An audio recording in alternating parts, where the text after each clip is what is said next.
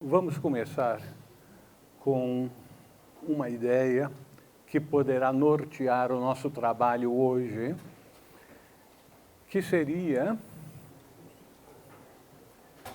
Senhor, fazei de mim um instrumento de tua paz.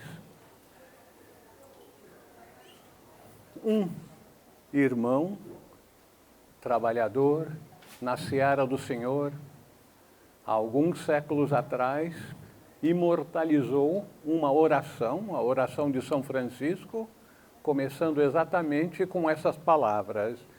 E, para que possamos nos tornar um instrumento da paz do Senhor, nós temos que nos oferecer, nos entregar ao Senhor como um dos seus colaboradores, como um obreiro na seara do Senhor. E é isso que eu gostaria de sugerir, que chegará um momento em nossa jornada espiritual em que teremos que optar pelo continuismo ou por uma descontinuidade no nosso caminho, com um grande salto.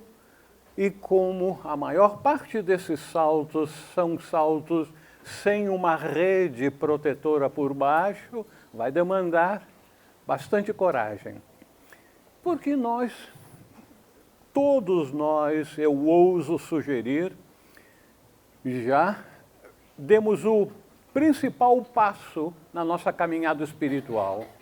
E esse passo foi o comprometimento com a busca.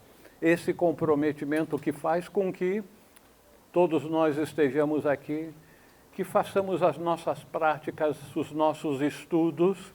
Esse comprometimento já ocorreu. E quando nós fazemos esse comprometimento, a natureza é muito sábia. Por natureza, vamos imaginar Deus Mãe.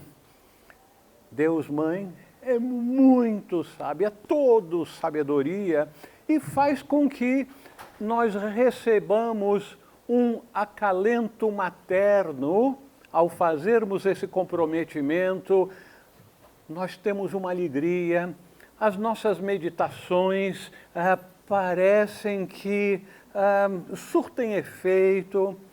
Eu me lembro, há 26 anos atrás, quando eu comecei essa busca, eu ficava surpreso que durante as minhas meditações eu ouvia passarinhos chilrear, apesar de não estar usando nenhum aparelho no ouvido, e esses piu-piu-piu-piu-piu, os sons maravilhosos, mas aquilo foi necessário para o bebezinho que estava dando os primeiros passos nessa jornada espiritual se sentisse forte, mas chega um momento em que nós temos que andar com os nossos próprios pés, e aí vamos notando que com o passar dos meses, o passar dos anos, nós verificamos que aquele ideal que nós acalentávamos, as aspirações que tínhamos, parecem que o resultado continua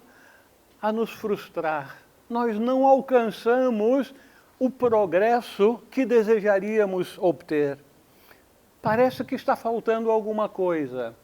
Sim, está faltando alguma coisa, que é um novo passo, um novo comprometimento. Como é dito na tradição cristã, que o homem velho venha a morrer para que o homem novo possa nascer.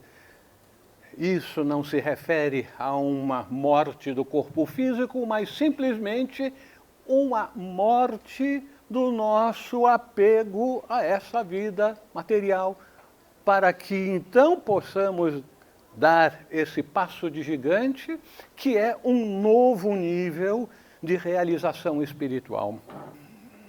Mesmo com todo o nosso empenho, nós verificamos que continuamos a patinar, continuamos a cometer velhos erros, que aquilo que nós almejamos ainda nos frustra, é algo um pouco distante. Então, nós não precisamos imaginar, não devemos imaginar que isso é uma dificuldade específica, individual de cada um de nós. E isso é algo que acontece com todos, e não só aqueles que são novos, novatos na senda, mas até buscadores já experientes, talvez até mesmo iniciados, sentem-se frustrados. Nós vemos pela frase de Paulo, na sua epístola aos Romanos, que ele dizia, isso foi o que recebemos escrito: eu sei que o bem não mora em mim, isto é, na minha carne, pois o querer o bem está ao meu alcance, não, porém, o praticá-lo. Com efeito, não faço o bem que eu quero, mas pratico o mal que não quero. Ora, se faço o que não quero, já não sou eu que estou agindo, e sim o pecado que habita em mim. Aqui nós temos que entender o significado dessas palavras. O querer o bem não está em mim, isso é, não está na minha carne. Ou seja, não está na minha natureza inferior. Então, o pecado habita em mim. Que pecado é esse? Nada mais, nada menos do que o nosso pequenino ego. O nosso pequenino ego habita em nós e ele é que nos faz fazer aquilo que não queremos e nos dificulta a fazer o bem que queremos. Então, chega um determinado momento que nós verificamos que aquele nosso apego a esse mundo, as nossas rotinas, e não só as nossas rotinas físicas, que nós sabemos que nos prendem tremendamente, procurem fazer qualquer coisa um pouco diferente de como nós fazemos fisicamente, acordar do outro lado, levantar do outro lado da cama, usar o mouse com a mão esquerda se você é destro e assim por diante. Toda uma série de coisinhas pequenas, físicas, é muito difícil para nós mudarmos. Porém, esse não é o grande desafio. O grande desafio é nós mudarmos os nossos pensamentos, os nossos hábitos mentais e emocionais. Esse é o grande desafio, porque nós estamos apegados a esse mundo material. Nós não queremos sair das nossas rotinas. Por quê? Porque nós verificamos que é confortável fazer aquilo que nós estamos acostumados. Nós sentimos que se nós fizermos alguma grande mudança, isso poderá causar uma perturbação no nosso conforto. Mas algo que nós teremos que fazer mais cedo ou mais tarde, quando nós quisermos realmente entrar numa nova etapa da nossa vida espiritual, será aquilo que os místicos fazem com a maior naturalidade, a entrega a Deus. É fácil falar: Senhor, seja feita a tua vontade e não a minha. Repetindo o que Jesus disse no horto de Getsemane, pressentindo o drama que teria que vivenciar, e então pediu: Senhor, se possível, afasta de mim esse cálice, mas não a minha, a tua vontade seja feita. Os místicos de todas as tradições fazem isso. Por que nós não fazemos? Porque é difícil. É difícil por quê? Porque nós demos carta branca para o nosso pequenino eu, o pequenino ego, o ego psicológico. Eu enfatizo, não se trata do ego teosófico com E maiúsculo, mas é o pequenino, o ego psicológico.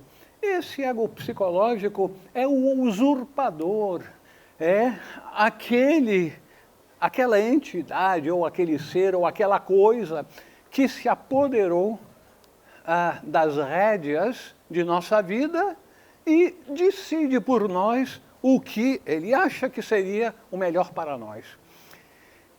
E o pequenino ego sabe, se nós nos entregarmos ao Senhor, seja feita a tua vontade, a preeminência do ego terminou. Ele deixará de ser o comandante para ser o sargento que vai executar as ordens do general. E o general é o nosso eu superior. Nós temos muita dificuldade de dar esse grande passo por uma série de razões. Eu citei o nosso apego a nossas rotinas, as nossas maneiras de pensar, a nossa vida usual do dia a dia. Mas não é só isso, não.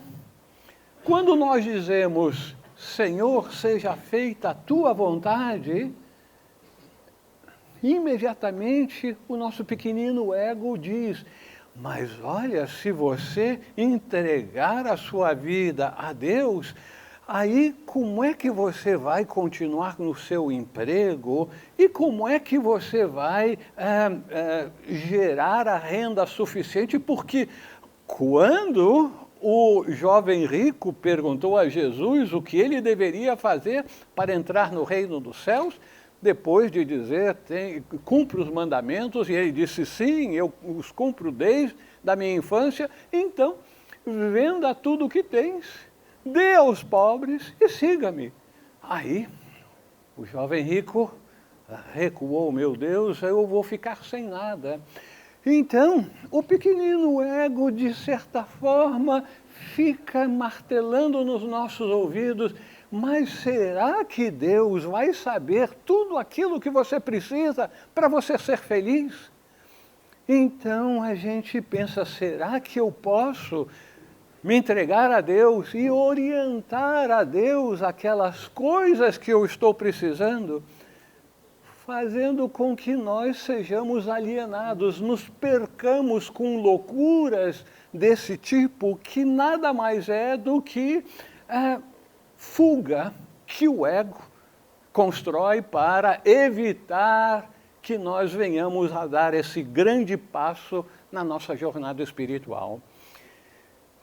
Porque Deus não é uma entidade distante. Aquilo que a religião tradicional cristã aponta como sendo Deus transcendente. Deus transcendente não está na manifestação.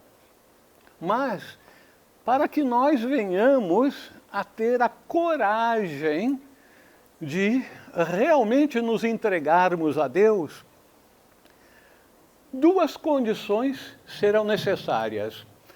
A primeira é de que nós já tenhamos chegado à conclusão que a vida nesse mundo, como nós a levamos, não nos satisfaz para alcançarmos a realização que almejamos.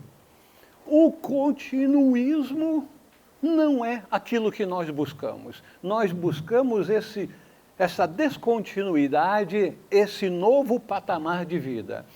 É por isso, então, que, em primeiro lugar, que tenha se infiltrado em nossa consciência a divina insatisfação. A divina insatisfação com a vida que nós estamos levando. Esse é o primeiro ponto. Mas o segundo ponto, para nos entregarmos, ainda que seja a Deus, nós precisamos ter confiança que Deus vai fazer tudo aquilo que nós precisamos para sermos realmente felizes.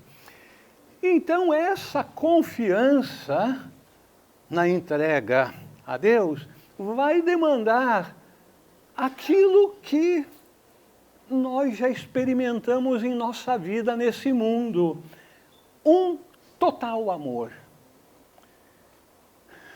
Não vamos nos esquecer que quando perguntaram a Jesus, mestre, qual é o maior dos mandamentos, Jesus disse: amar ao Senhor teu Deus de todo o teu coração, de toda a tua força e de todo o teu entendimento.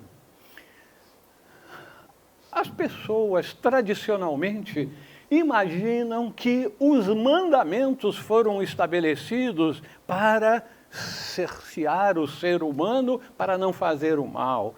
É uma maneira de controlar a humanidade. Mas não. O Pai amoroso nos dá orientações que são importantes para diferentes etapas do caminho. Todos aqueles mandamentos de não fazer têm a ver com uma primeira etapa da evolução da humanidade, em que os seres humanos ainda são relativamente primitivos e precisam de serem cerceados em não fazerem o mal. Mas isso não basta. O divino, o Pai amoroso, está sempre vários passos na nossa frente e estabelece certas regras facilitadoras para o nosso caminho. Dentre essas regras está o amar ao Senhor teu Deus com toda a tua força e com todo o teu entendimento. Ora, nós sabemos que os sábios não desperdiçam palavras. Por que ele iria dizer amar ao Senhor teu Deus, se bastaria dizer amar a Deus? Porque ele estava se referindo a Deus imanente, Deus em nós, o que nós chamamos em teosofês de eu superior. Então, a tríade superior é o nosso Deus, Deus em nós. É esse Deus que nós vamos precisar amar sobre todas as coisas. Mas aí vão dizer, mas meu Deus do céu, como é que eu posso amar algo que eu não posso ver? Algo que está além do meu entendimento?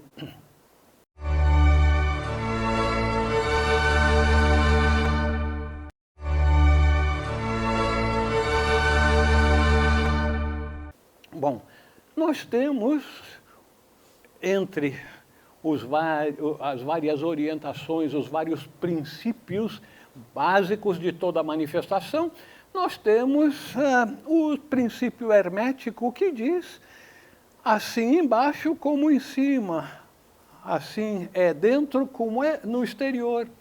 Então, normalmente nós pegamos aquilo que está em cima e procuramos trazer esse conhecimento para o inferior. Mas nesse caso nós vamos fazer ao contrário.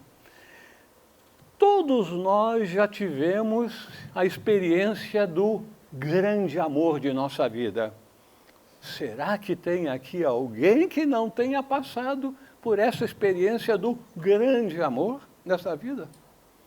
Todos nós já passamos por isso. E nós sabemos que quando nós estamos nesse estágio, nós amamos de todo o coração, mas nós pensamos constantemente, nós confiamos inteiramente, nós aspiramos ardentemente à união com o bem-amado, com a bem-amada. Então, estar constantemente pensando nele ou nela. Será que nós chegamos ao estágio de estarmos pensando constantemente em Deus, em nosso eu superior?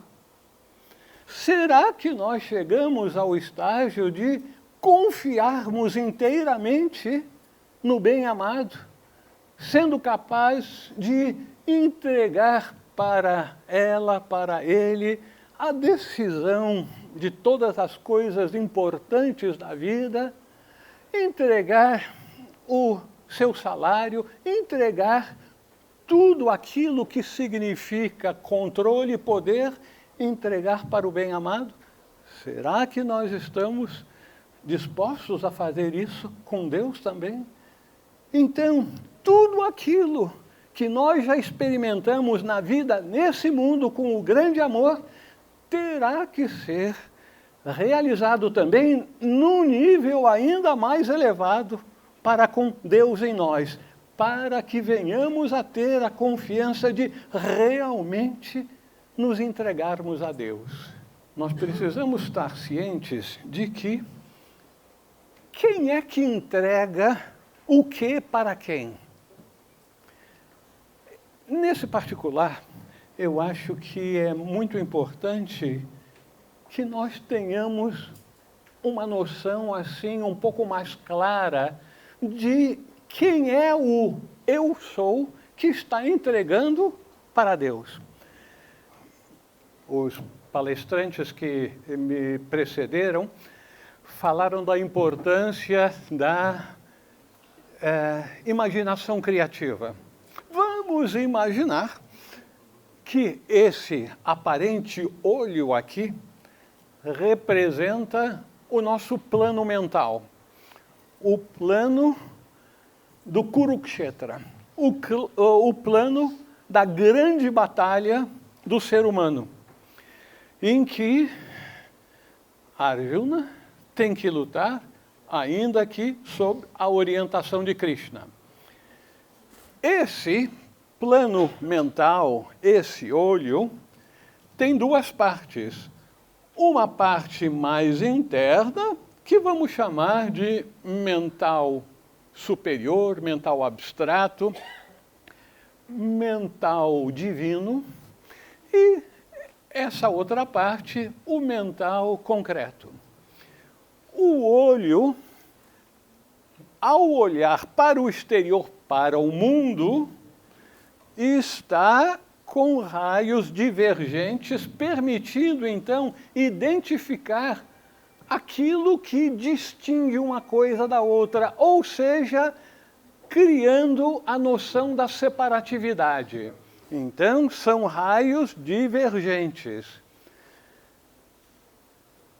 Quando o mental é usado para o interior, os raios são convergentes e aí nós começamos a identificar tudo aquilo que é comum naquilo que observamos no exterior. Então, isso converge, isso nos faz ter a noção crescente da unidade das coisas. Mas nós temos um habitante desse plano mental abstrato. Esse pequenino círculo representaria a nossa alma. Alma. Todas as tradições parecem falar nisso, até mesmo o budismo esotérico, não o budismo convencional. Alma, botando de lado definições teológicas, filosóficas, eu vou procurar usar uma noção operacional. A alma é o nosso centro de consciência, quem nós achamos que somos. Só que nos planos abstratos não existe forma, não existe palavras, inclusive, e a manifestação é do divino. Porém, quando nós estamos atuando no mundo da forma, na nossa quadrinidade material, nós precisamos de um representante da alma. E esse representante é o nosso pequenino ego. Os dois são unidos, porque, na verdade, o pequenino ego é como uma extensão da alma. Agora, no plano das formas, no plano da materialidade. Essa ligação aqui é chamada em teosofês de antakarana, a ponte. E nós, como estamos presos no mundo das formas, em virtude de um processo que levou milhões de anos para ser consolidado, um processo de involução, em que a consciência ia descendo, descendo, de plano após plano, e sendo aprisionada nesses planos inferiores. Então, nós achamos que somos isso, o pequenino ego. Na verdade, nós somos isso, a alma. Mas existe essa ponte que é a nossa grande missão, nós a transpormos. Então, quando nós dizemos, seja feita a tua vontade, Senhor, nós estamos, na verdade, como o pequenino ego que achamos que somos, entregando os poderes para a decisão de nossa vida para o espiritual em nós, o verdadeiro ser em nós. Então, por um período muito longo, nós vamos trabalhar no nosso eu inferior, no nosso pequenino ego, para que a consciência seja expandida até esse plano mental. E isso demora muito tempo, porque por milhões de anos o homem acredita ser meramente o seu corpo físico. Então, há uma expansão de consciência até o plano mental, mas essa expansão de consciência precisa continuar, passar para o mental abstrato. E, do mental abstrato, continuar essa expansão para o búdico, para o átmico. E isso significa que a percepção, a captação de vibrações e conhecimento do mundo vão, nesses planos superiores, sendo incorporados à nossa alma. A consciência da alma vai se expandindo. Então, é isso. O pequenino ego entregar o comando de nossa vida para Deus em nós. Mas o que significa realmente entregarmos a nossa vontade ao Senhor quando nós provavelmente não temos muita certeza de qual é a vontade de Deus para conosco? Será que nós vamos conseguir perguntar: Senhor meu Deus, eu entrego a minha vida, seja feita a tua vontade. Agora, por favor, qual é a tua vontade? O que é que eu tenho que fazer amanhã? E na semana que vem, o ano que vem? Nós podemos fazer isso? Podemos. Agora, Deus vai nos responder. Mas nós sabemos que Deus fala uma língua especial, a língua da voz do silêncio. E mesmo botando o aparelho auditivo, como eu faço, não vamos conseguir ouvir a voz do silêncio. Então, nós vamos precisar desenvolver uma audição espiritual. Agora, o interessante é que mesmo para desenvolvermos uma audição espiritual, nós teremos que fazer uma entrega a Deus, e uma entrega total a Deus. Em que sentido?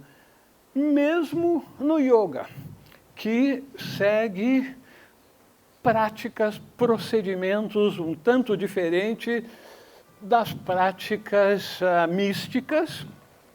Então, no yoga, para que a gente possa vir a ouvir a voz do nada, que é a voz do todo, a voz do silêncio, nós vamos ter que entregar a nossa mente inteiramente ao Senhor. O que isso significa, na verdade?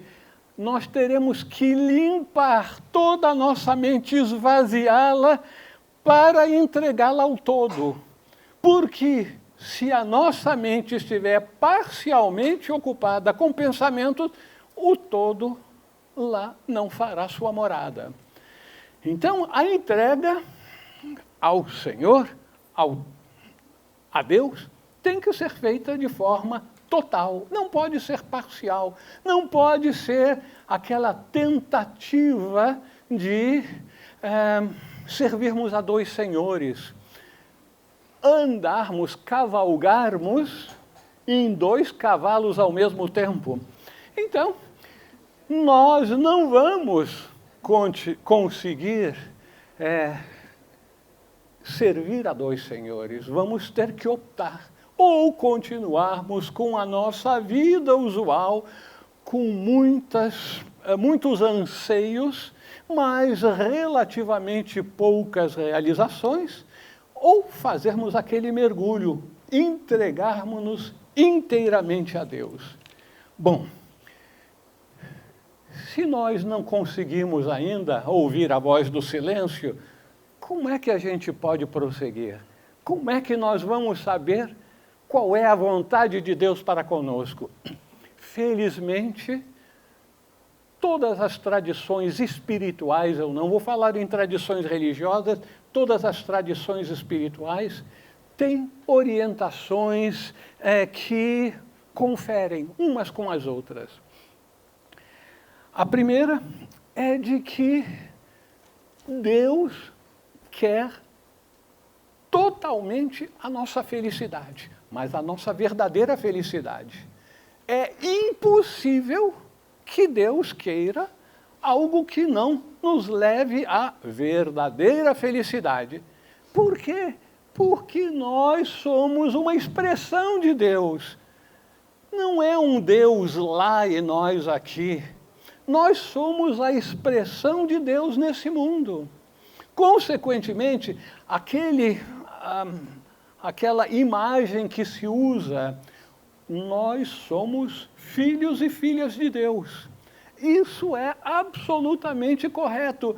O pai amoroso aqui nesse mundo só deseja o melhor para o seu filho. Será que o pai divino vai ser menos generoso que os pais terrenos? Impossível. Então, a primeira regra é que Deus quer para nós a nossa verdadeira felicidade. A nossa verdadeira felicidade, na tradição cristã, é expressa como sendo o reino dos céus, o reino de Deus, que é colocado de várias formas, sendo uma delas o retorno à casa do Pai.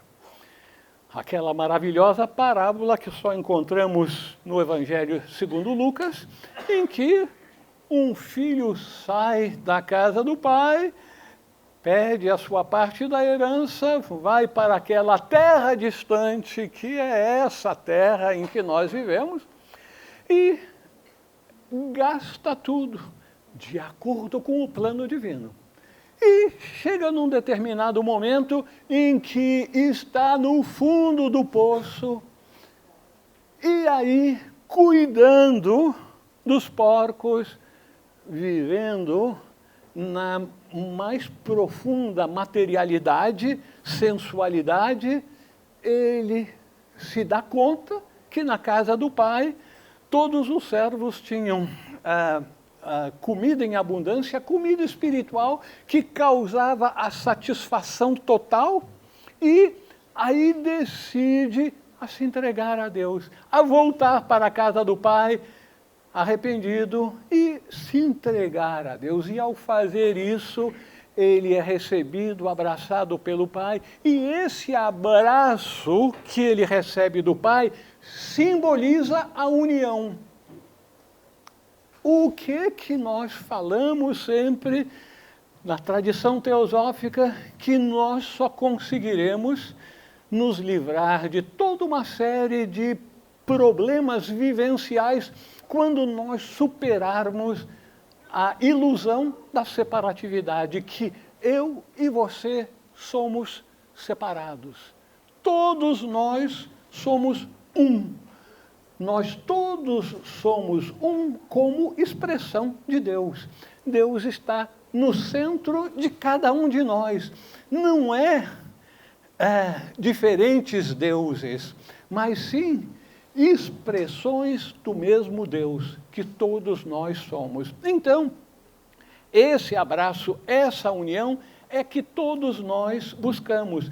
E isso, visto sobre outro ângulo, nada mais é do que o processo evolutivo que nós devemos entender, como falamos anteriormente, aquele processo de progressiva expansão de consciência até que a nossa consciência alcance os níveis mais elevados da nossa tríade superior. Então, quando nós nos entregamos a Deus, nós estamos indicando que queremos que a nossa consciência, com a ajuda do Senhor, com a ajuda da nossa natureza superior, permita que a nossa expansão de consciência continue até o máximo que é possível para o ser humano, que significará então essa união final com Deus, que significa bem-aventurança, aquilo que é a felicidade que Deus quer para todos nós.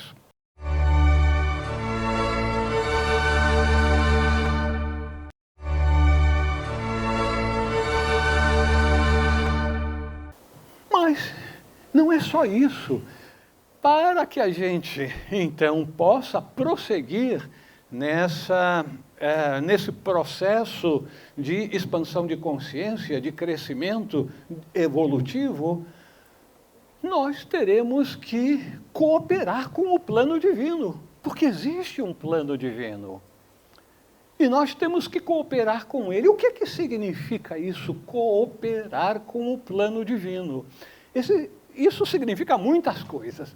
Vamos ver se a gente pode identificar algumas dessas coisas. Uma é que nós devemos aceitar as regras do caminho. Nós devemos aceitar as leis que foram estabelecidas para o processo da manifestação. Parece que a lei fundamental da manifestação é a lei do karma, a lei de causa e efeito. Então, uma das primeiras coisas que nós teremos que fazer nessa cooperação com o plano divino é aceitarmos o inevitável. Karma significa que a cada ação correspondem certos efeitos, certas consequências. Então, ao longo de nossa vida, todos os nossos atos físicos, assim como nossas palavras e mesmo os nossos pensamentos, estão gerando consequências. Nós fazemos a coisa, ação, palavra, pensamento, e nós vamos colher mais cedo ou mais tarde a consequência desses nossos atos. Por quê? Porque nós somos parte desse grande todo. Nós podemos imaginar o todo, a manifestação, como uma grande caixa de ressonância. Todo e qualquer ato, palavra ou pensamento que venhamos a fazer vai ressoar em toda essa caixa de ressonância e vai voltar à sua origem. E aí nós vamos experimentar o que o todo, naqueles seus aspectos particulares, provavelmente, experimentaram quando inicialmente nós fizemos a nossa ação. É por isso que algo que para nós é muito difícil nós aceitarmos na prática, que tudo, absolutamente tudo que acontece na nossa vida diária, essas situações de vida que nós experimentamos, nada mais são do que colheita do nosso karma. E nós sabemos, pelas tradições espirituais, que nós só poderemos dar o último passo na nossa jornada nesse mundo, alcançar a última iniciação, quando nós nos tornarmos, como dizem os hindus, Jivamuktis, sem gerar karma. Aqueles que não estão mais gerando karma. Por quê? Porque eles se tornam impessoais. Tudo aquilo que eles fazem, eles já não fazem mais com vistas a tirar benefício, ou no momento do seu ato, ou então como consequência do seu ato. O Jivamukti é aquele que não está gerando karma negativo e tampouco gerando karma positivo. Vocês vão dizer, mas como é que é possível fazer, inclusive, boas obras nesse mundo sem gerar karma positivo? Porque enquanto nós estivermos gerando o mesmo karma positivo para nós teremos que voltar a esse mundo para experimentarmos os resultados das nossas ações. E nós só podemos, então, continuar agindo nesse mundo sem gerar karma quando nós agimos de forma impessoal. Ou seja, nós somos um instrumento do Senhor. Nós não buscamos absolutamente nada para nós. Nós nos tornamos impessoais, instrumentos servidores na seara do Senhor. Isso requer um estado já bem mais avançado de consciência, ao qual todos nós vamos alcançar. Mas essa questão de aceitarmos o nosso karma é muito importante, porque a nossa tendência no dia a dia, especialmente em nossos relacionamentos, é quando nós não gostamos da coisa, nós não levamos desaforo para casa, levamos? Né? Principalmente nas tradições machistas. Então, essa noção de não levar desaforo para casa, revidar, bateu, levou, isso faz com que, à medida que nós venhamos a colher amargos frutos de karmas dessa vida ou de vidas passadas, nós vamos estar fazendo a grande tolice de esparramar as sementes daquele mesmo karma para que ele seja repetido e repetido até que venhamos a aprender as lições da vida. É por isso que nós todos precisamos desenvolver aquela atitude de serenidade, de sabedoria, de agradecer a todos aqueles instrumentos do karma. Instrumentos do karma, o que significa isso? Todas as coisas e pessoas que nos fazem, não importa o quê, seja um elogio, seja um insulto, seja pisar no nosso calo favorito, não importa o quê, todos esses estão sendo instrumentos do karma. Então, nós vamos ficar com raiva, nós vamos revidar. Nós revidaríamos, por exemplo, se estivéssemos na cozinha preparando a comida e cortássemos o dedo na faca. Iríamos brigar com a faca, xingar a faca. Se nós estivéssemos caminhando na rua sem prestar atenção, batêssemos num poste, iríamos xingar o poste. Não, sabemos que isso é uma tolice fazer isso. A faca, o poste são instrumentos do karma, assim como são todas as pessoas com as quais nós interagimos, mesmo aquelas pessoas, os familiares, também são instrumentos do karma. Então, se nós não xingamos a faca, nós não vamos xingar os outros instrumentos do karma humanos. Isso significa, então, que nós vamos ter que aprender, como Jesus nos ensinou, amai-vos uns aos outros e amai até mesmo aos vossos inimigos, aqueles que vos perseguem, mesmo que seja uma imaginação nossa, achar que o nosso companheiro, companheira de vida, que a gente acha que implica conosco, acha que não dá o devido merecimento que nós fazemos jus e assim por diante. Não, nós devemos agradecer por estarmos conseguindo quitar parte da nossa vida, da nossa dívida kármica, nos dando a oportunidade de aprendizado, porque toda e qualquer coisa que costume ocorrer na nossa vida com certa frequência, significa que é alguma lição que nós ainda não conseguimos aprender. Requer um determinado nível de santidade. Nós agradecermos por aqueles que estão aparentemente nos irritando, causando emoções perturbadoras. Agradecer por aqueles que pisam no nosso calo, meu Deus do céu, requer muita santidade, mas todos nós somos santos por natureza, natureza superior, que vai ter que filtrar também para a nossa consciência inferior. É muito mais fácil falar do que fazer isso, eu que o diga. Não é verdade? Porém, é uma jornada que nós todos estamos fazendo e estamos aprendendo. Então, isso significa que nós vamos conseguir dar um grande passo nessa direção e também aprender que não basta simplesmente termos uma total aquiescência.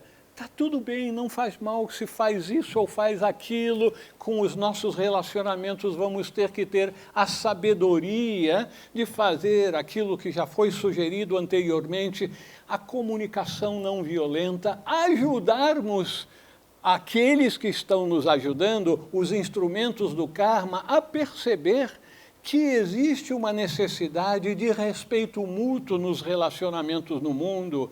Então, essa comunicação construtiva que nos leva a nos respeitarmos, ajudarmos os outros a nos respeitarem e, no processo, respeitando também os outros, isso promove crescimento mútuo.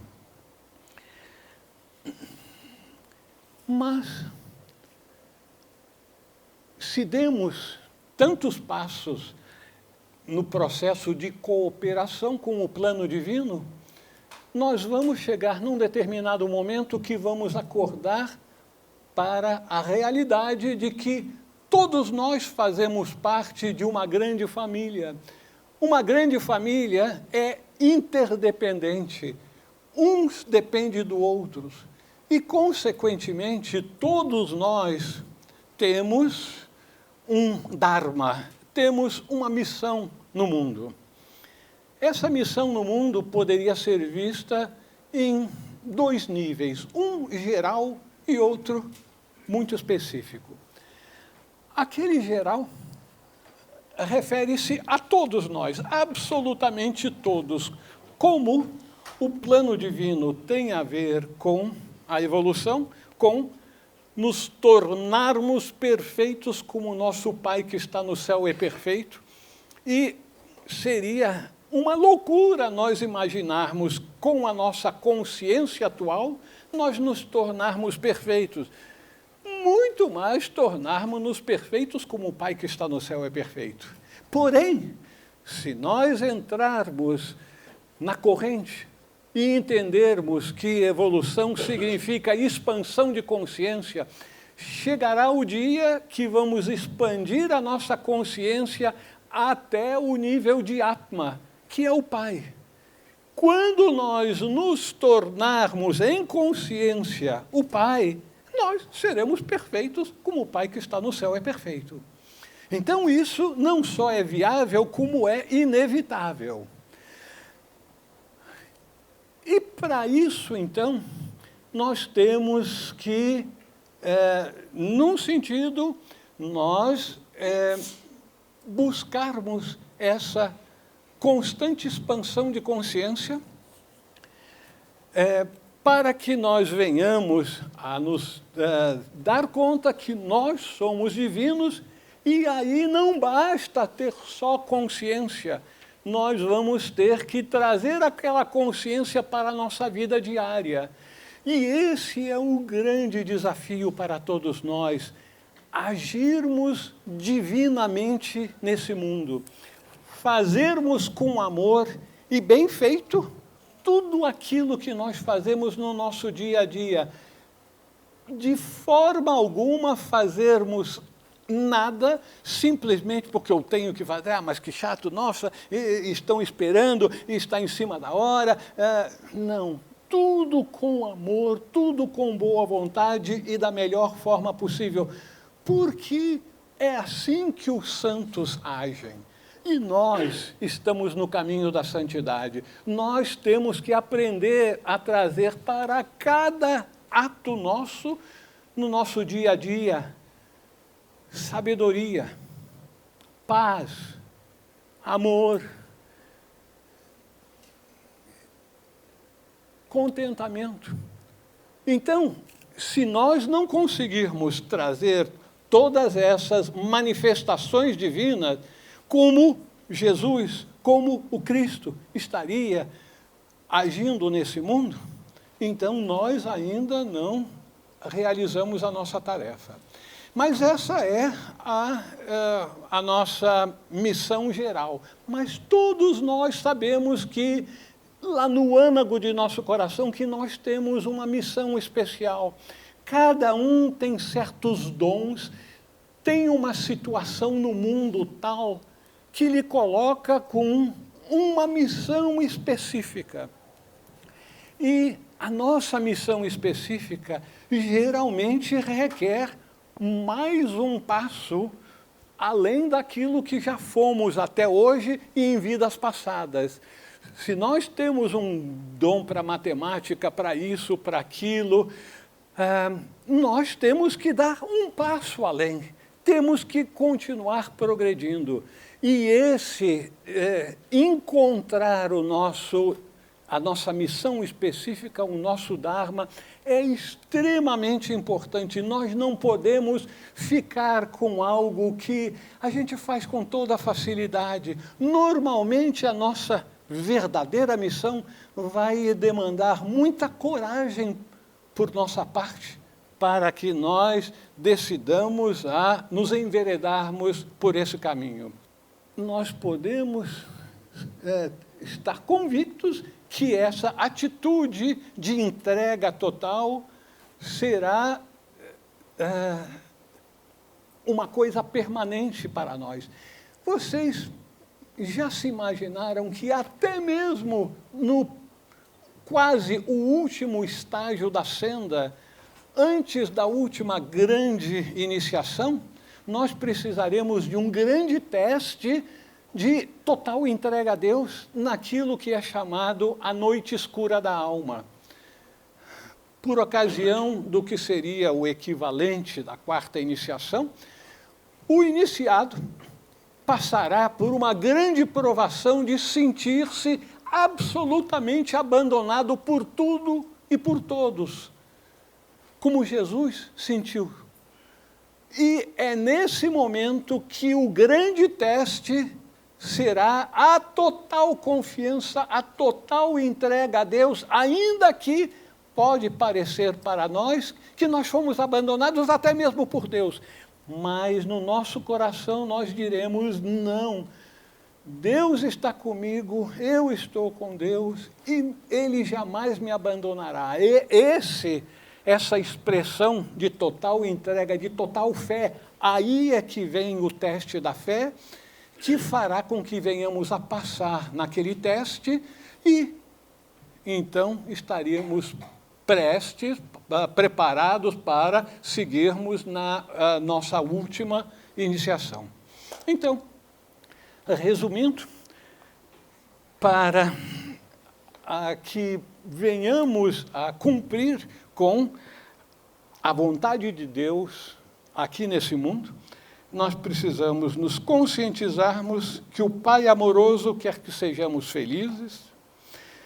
Para isso, nós temos que entrar em sintonia e cooperar com o plano divino. Temos que buscar a verdade por meio de progressivas expansões de consciência. Temos que aceitar o nosso karma sem gerar mais karma para o futuro. Temos que desenvolver a compaixão para com todos os instrumentos do karma. E temos, num estado mais avançado, que atender à nossa missão de vida nesse mundo. Então, eu gostaria que nós encerrássemos essa nossa apresentação, nos lembrando que vai ser de grande utilidade para nós se nós conseguirmos todos os dias repetir lá no âmago do nosso coração: Senhor, conceda-me a graça de ter a vivência de que eu estou em Ti, Tu estás em mim e nós somos um e o mesmo ser. Essa é a essência da nossa vivência espiritual, da nossa realização espiritual, de sabermos, mas sabermos de vivência, não de segunda mão, por parte de livros ou palestras, uma vivência pessoal, que eu estou em Deus, Deus está em mim e que nós somos um e o mesmo ser. Muito obrigado.